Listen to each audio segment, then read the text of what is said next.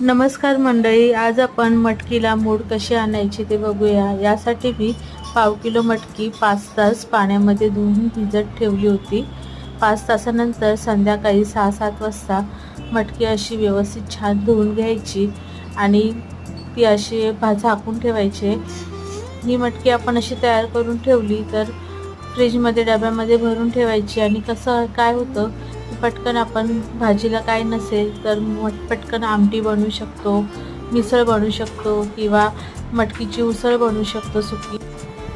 आता असं छान धुवून घेतल्यानंतर एका भांड्यावरती हे चाळण ठेवायचे आणि वर झाकण लावून रात्रभर ठेवून द्यायचं आणि सकाळी 7-8 वाजेपर्यंत छान अशी मटकीला मोड आलेले असतात।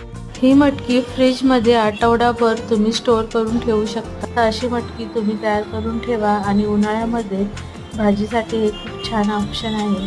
नमस्कार